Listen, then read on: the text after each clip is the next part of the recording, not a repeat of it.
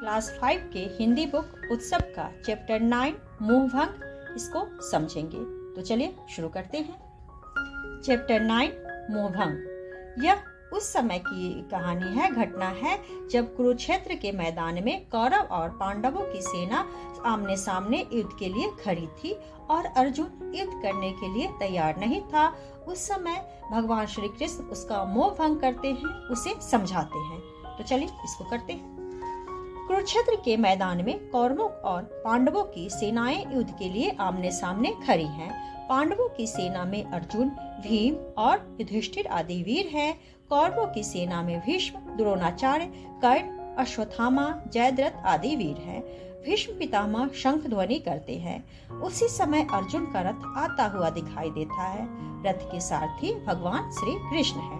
मतलब कुरुक्षेत्र के मैदान में सब आमने सामने खड़े हैं और भीष्म पितामह जो है सो युद्ध शुरू करने के लिए शंख ध्वनि करते हैं, शंख की आवाज करते हैं। उसी समय क्या होता है कि अर्जुन का रथ आता हुआ दिखाई देता है और अर्जुन के सारथी तो स्वयं भगवान श्री कृष्ण है। अब अर्जुन भगवान श्री कृष्ण से कहते हैं, अर्जुन हे केशव, मेरे रथ को दोनों सेनाओं के बीच में ले चलिए, जिससे मैं देख सकूं कि मुझे किस किस से युद्ध करना है। वो कहते हैं कि बीच में ले चलिए ताकि मुझे पता चल सके कि मुझे आखिर युद्ध किससे करना है और युद्ध के लिए मेरे सामने कौन खड़े हैं। तो श्री कृष्ण कहते हैं, जैसी तुम्हारी इच्छा।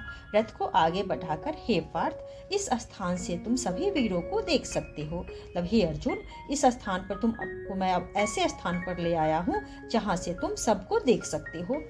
अर्जुन क्या करता है, शत्रु पक्ष की ओर देखकर, अरे यह मैं क्या देख रहा हूँ, यहाँ तो पितामह भीष्म, गुरु द्रोण और मामा शैल्य खड़े हैं।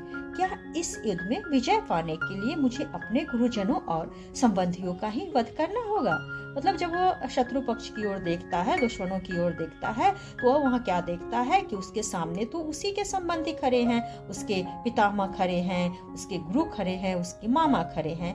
तो वह सोचता है कि क्या इस युद्ध में जीत हासिल करने के लिए मुझे अपने ही संबंधियों और गुरुओं का हत्या करना होगा। तो श्री कृष्ण उससे कहते हैं, प्रिय अर्जुन, यह युद्ध तुम अपनी इच्छा से नहीं लड़ रहे हो। दुर्योधन और उसके साथियों ने युद्ध के लिए तुम्हें विवश किया है।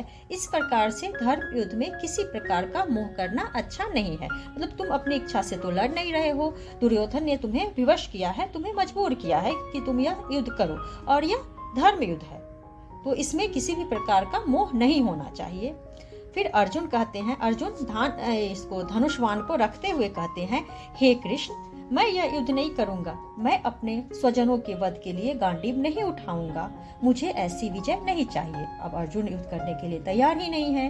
वह क्या करते हैं कि अपना धनुष्वान रख देते हैं और कहते हैं कि नहीं, मैं तो यह युद्ध नहीं करूंगा। मैं अपने स्वजनों को, अपने ही आदमियों का वध नहीं करूंगा। ऐसा विजय मुझे नहीं चाहिए। इस विजय के लिए मैं अपने स्वजनों पर धनुष्वान नहीं उठाऊंगा। वह ऐसा कहते हुए अपना धनुष नीचे रख देते हैं।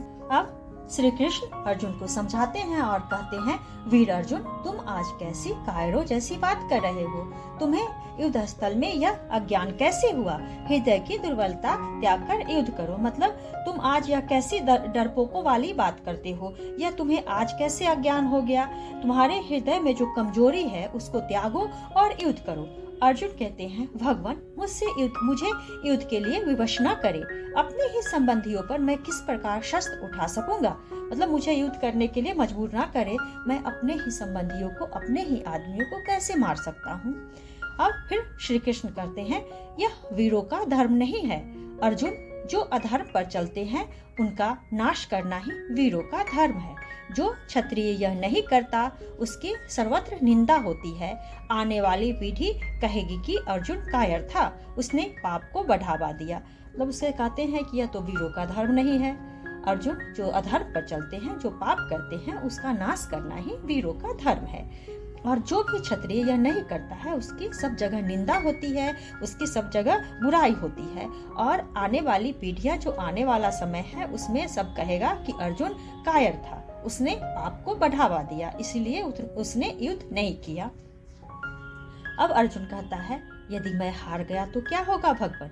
अब उसे यह भी डर है कि सामने तो बहुत सारे वीर योद्धा है, यदि मैं हार जाता हूँ तो फिर क्या होगा। श्री कृष्ण कहते हैं, वीर पुरुष हार जीत की चिंता नहीं करते, युद्ध करना उनका धर्म है। धर्म पालन पहला कर्तव्य है, फिर चाहे हार हो या जीत। भगवान कहते हैं कि जो वीर हैं वह हार जीत की चिंता नहीं करते, वह सिर्फ अपना कर्म करते हैं। कर्म करना उनका पहला धर्म है और धर्म पालन पहला कर्तव्य है। फिर चाहे आगे जो हो, जीते या हारे, उससे क्या फर्क पड़ता है। तो अर्जुन कहते हैं, तो क्या बंधु बांधवों को मारने को भी आप कर्तव्य कहते हैं? क्या जब मैं अपने भाई बंधुओं को मार दूं, यह भी मेरा कर्तव्य है? तो फिर श्री कृष्ण कहते हैं, अर्जुन मोह त्याग कर विवेक के साथ काम करो। तुम बंधु बांधव किन्हें कहते हो? शकुनी का छल, दुर्योधन का लाक्षागृह, द्रौपदी का अपमान, शांति संदेश के समय मेरा अपमान, क्या तुम सब भूल जाओगे? यह क्या है? तुम किसे कहते हो? अपना किसे कह रहे हो? अपना बंधु, अपना भाई किसे कह रहे हो? तुम मोह त्यागो और बुद्धि से काम लो। क्या तुम भूल गए कि शकुनी ने तुम्हारे साथ कैसा छल किया था? दुर्योधन ने कैसे लाक्षागृह में आग लगाई थी, द्रौपदी का अपमान किया था। और जब मैं भी शांति संदेश लेकर दुर्योधन की सभा में गया था तो उसने मेरा भी अपमान किया था। क्या तुम वह सब भूल जाओगे? अर्जुन कहता है, बंधुवर वह तो ठीक है, पर फिर भी मतलब भाई भैया वह तो ठीक है, लेकिन फिर भी मतलब मैं कैसे उठाऊं अपने बंधु बांधवों पे तीर धनुष मैं कैसे उठाऊं? तो फिर श्री कृष्ण कहते हैं, अब संदेह करने का कोई स्थान नहीं है। मनुष्य की आत्मा अमर है। जिस प्रकार मनुष्य अपने पुराने वस्त्र बदलकर नए वस्त्र धारण करता है, उसी प्रकार आत्मा भी एक शरीर त्याग कर दूसरा शरीर धारण करती है। भगवान उसको समझाते हैं कि अब तो संदेह का कोई स्थान नहीं है। और क्या, किसको तुम मारने की बात कर रहे हो? मनुष्य की जो आत्मा है, उसके शरीर के अंदर जो आत्मा है वह तो अमर है।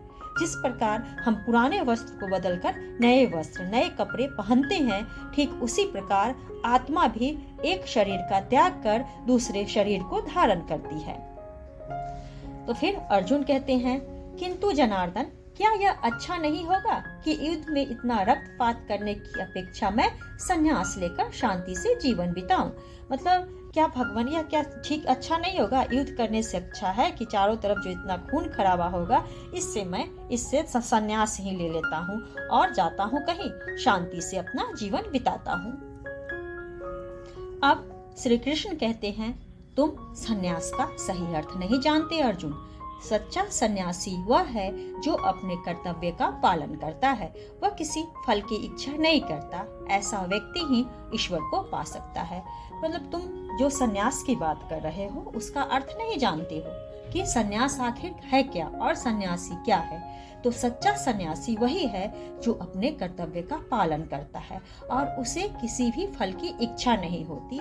ऐसा व्यक्ति ही ईश्वर को पा सकता है।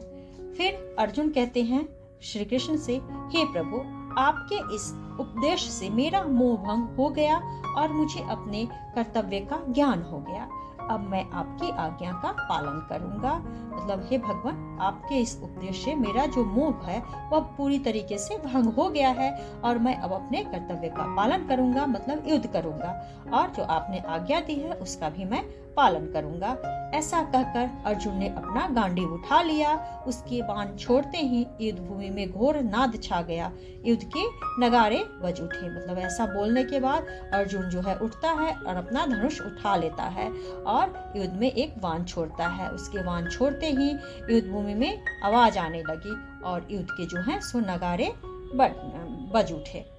तो आज के लिए इतना ही। अगर आप लोगों को यह वीडियो पसंद आए तो वीडियो को लाइक करें और चैनल को सब्सक्राइब करें।